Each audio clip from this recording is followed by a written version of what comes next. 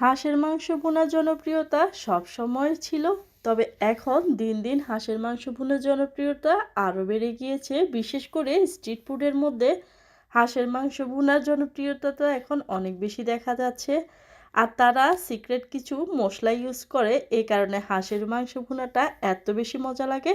আসসালামু আলাইকুম, welcome back to my channel. যে যেখান থেকে দেখছেন আশা করি সবাই খুব ভালো আছেন। সিক্রেট কিছু মশলা ইউজ করলে আপনার হাঁসের মাংসটাও ঠিক এরকম মজা হবে, তাই অবশ্যই স্কিপ না করে পুরো ভিডিওটা দেখতে হবে। আর সঙ্গে তো থাকছে অনেকগুলো ইম্পর্টেন্ট টিপস, তাই আশা করি পুরো ভিডিও জুড়ে আমার সঙ্গে থাকবে। চলুন এবার চলে যাই মূল রেসিপিতে। যে কারণে হাঁসের মাংস ভুনাটা এত বেশি জনপ্রিয়, সেই সিক্রেট মশলাটা এখন আমি বানিয়ে নিব।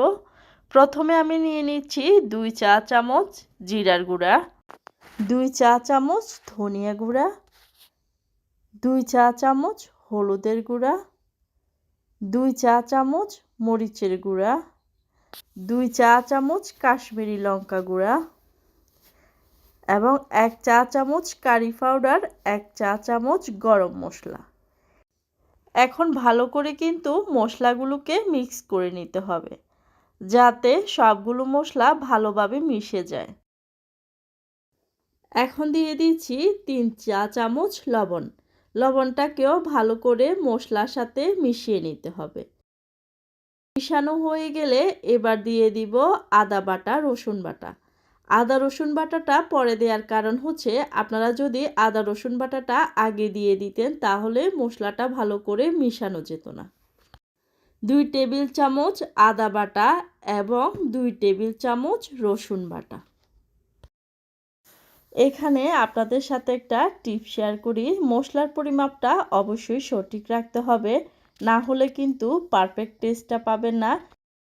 1 কেজি হাঁসের মাংসের জন্য কিন্তু আমি এই পরিমাণ মশলা ইউজ করতেছি।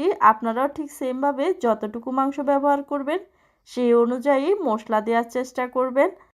আমি হাঁসের মাংসগুলোকে আগে কিন্তু ভালো করে কেটে ধুয়ে পরিষ্কার করে নিয়েছি। আর মাংসগুলো অবশ্যই চেষ্টা করবেন মাঝারি সাইজের করে কাটতে, তাহলে ভালো করে মশলা ঢুকবে মাংসের ভিতরে। এখন আমি দিয়ে দিয়েছি 2 টেবিল চামচ দই।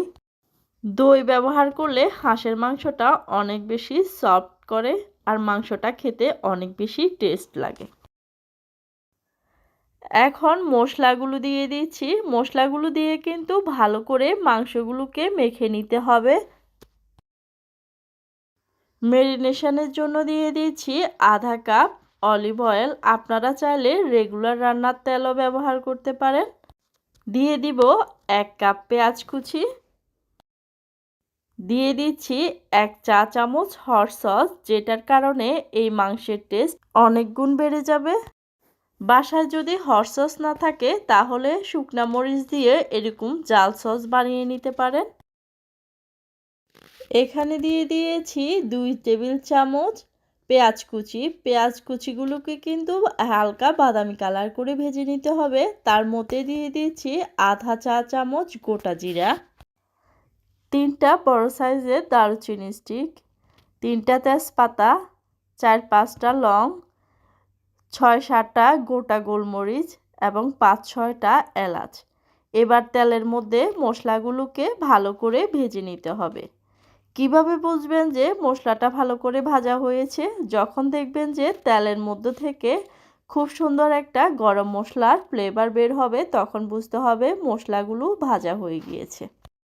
এখন মাখিয়ে রাখা হাঁসের মাংসগুলো দিয়ে দিচ্ছি। এখন মাংসগুলোকে ভালো করে কষিয়ে নিতে হবে, আর চুলার আঁচটা অবশ্যই হাইয়ে রাখতে হবে।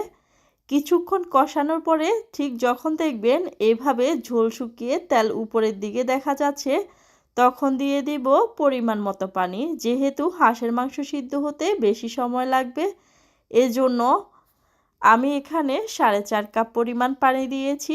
এবার ভালো করে নেড়েচেড়ে ঢাকনা দিয়ে ঢেকে দিব, আর চুলার আঁচটা এখনও কিন্তু হাইয়ে রাখবো।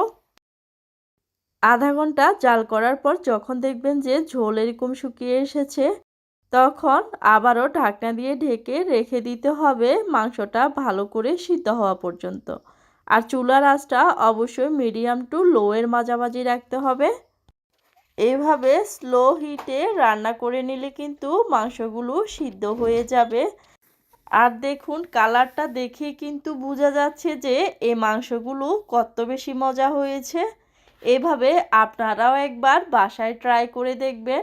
এই হাঁসের মাংস ভুনা কিন্তু খোলা পিঠা, রুটি, পরোটা এবং কি সাদা ভাতের সাথে খেতেও কিন্তু অনেক বেশি মজা।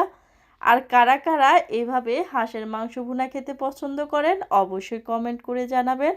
আর ভিডিওটা ভালো লেগে থাকলে সাবস্ক্রাইব এবং ফলো করতে ভুলবেন না। লাইক কমেন্ট বেশি বেশি করে শেয়ার করে দিবেন। দেখা হবে নেক্সট কোনো রেসিপিতে। ততদিন পর্যন্ত সবাই ভালো থাকবেন, সুস্থ থাকবেন, নিরাপদে থাকবেন। আল্লাহ হাফেজ।